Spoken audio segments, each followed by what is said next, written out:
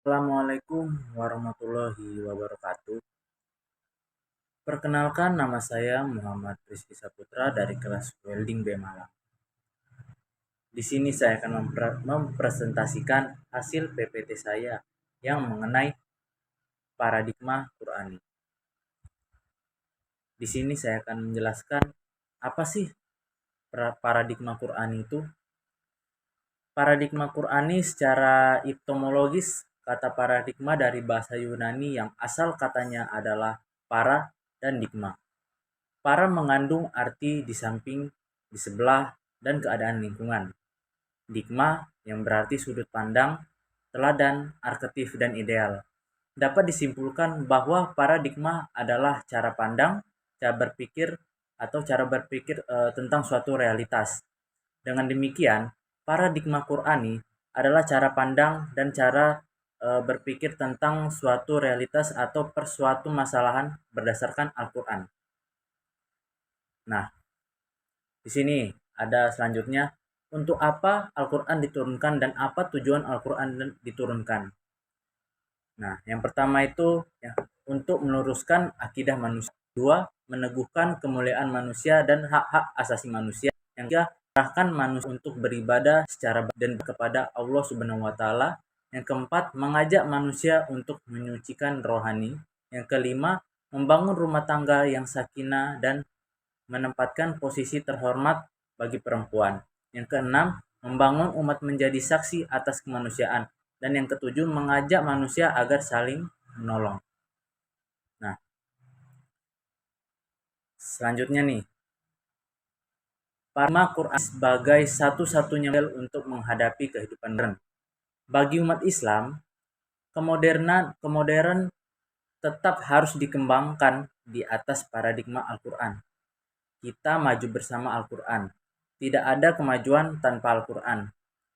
Al-Quran bukan hanya sebagai sumber inspirasi, tetapi ia adalah landasan, pedoman paradigma dan guide dalam mengarahkan agar dapat menyejahterakan manusia dan akhirat, dan dunia dan akhirat.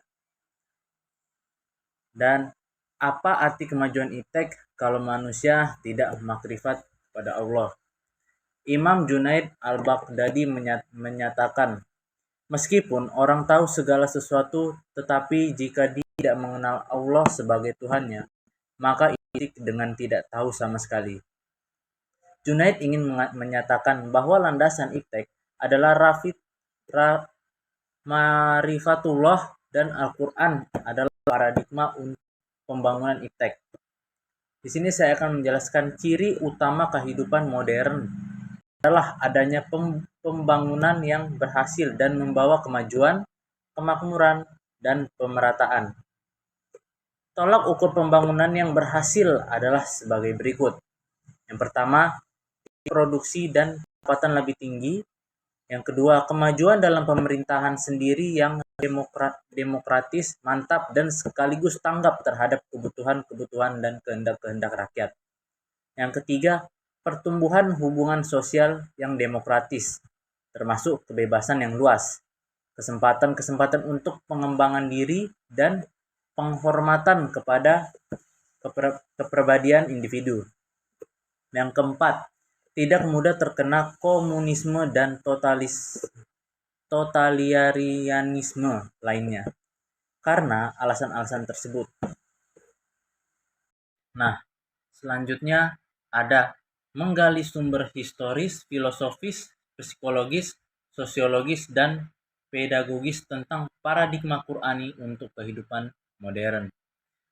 Untuk menggali sumber historis, filosofis, psikologis, sosiologis, dan pedagogis tentang paradigma Qurani yang membawa kemajuan dan kemodernan pada zaman silam, kita dapat mempelajari cara-cara untuk mencapai kemajuan pada zaman keemasan Islam dan mempelajari peran Al-Quran dalam mewujudkan kemajuan itu.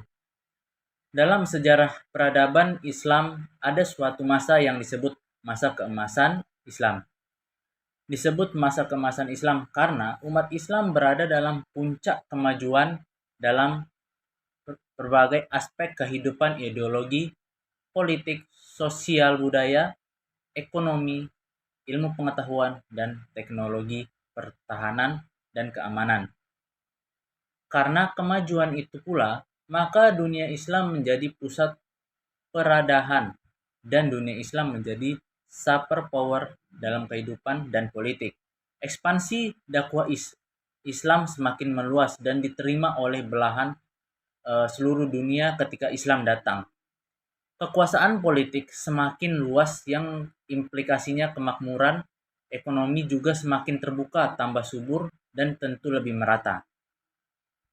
Nah, selanjutnya, membangun argumen tentang paradigma Qur'ani sebagai satu-satunya model untuk menghadapi kehidupan modern, ajaran Islam yang sumbernya Al-Quran dan hadis bersifat syumul, yang artinya mencakup segala aspek kehidupan. Yang kedua, ajaran Islam bersifat rasional, artinya sejalan dengan nalar manaria sehingga tidak bertentangan dengan iptek.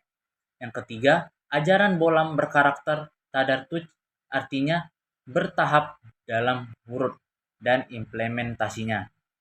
Yang keempat, ajaran Islam bersifat takilat taka'alif, artinya tidak banyak bebun karena beragama itu memang mudah dalam arti untuk melaksanakannya berada dalam batas-batas kemanusiaan, bukan malah sebaliknya.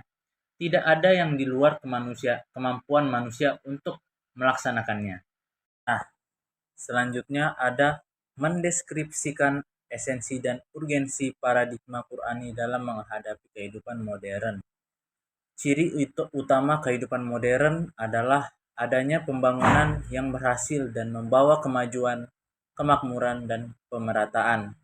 Pembangunan yang berkesinambungan yang berimplikasi terhadap perubahan pola hidup masyarakat ke arah kemajuan dan kesejahteraan itu merupakan bagian dari indikator kehidupan modern. Di sini saya akan menjelaskan yang lebih rinci dari Nirkholis Marjid, menyatakan bahwa tolak ukur pembangunan yang berhasil adalah sebagai berikut.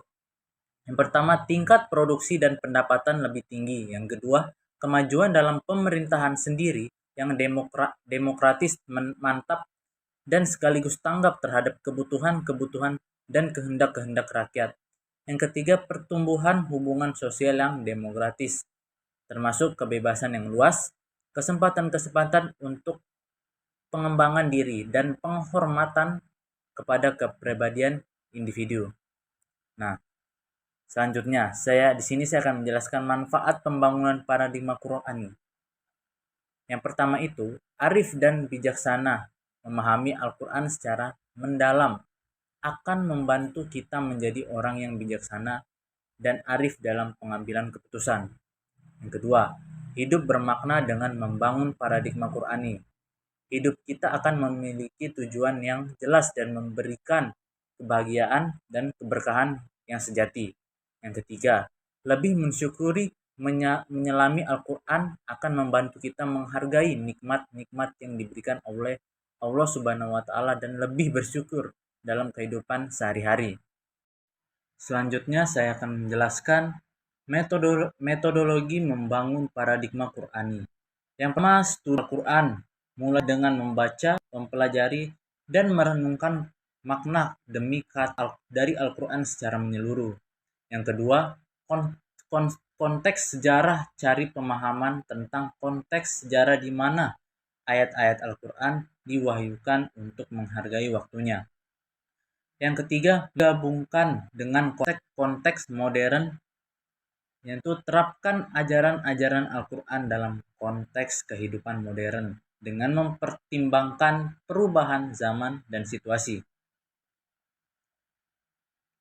Selanjutnya ada definisi paradigma Qur'ani. Paradigma Qur'ani mengacu pada cara pandang yang terinspirasi dari Al-Quran dalam memahami dunia, hidup, dan hubungan manusia dengan Tuhan dan sesama. Selanjutnya, di sini saya akan menjelaskan tujuan presentasi ini. Tujuan presentasi ini bertujuan untuk memberikan pemahaman yang mendalam tentang bagaimana membangun paradigma Qur'ani yang kuat dan relevan dalam kehidupan sehari-hari.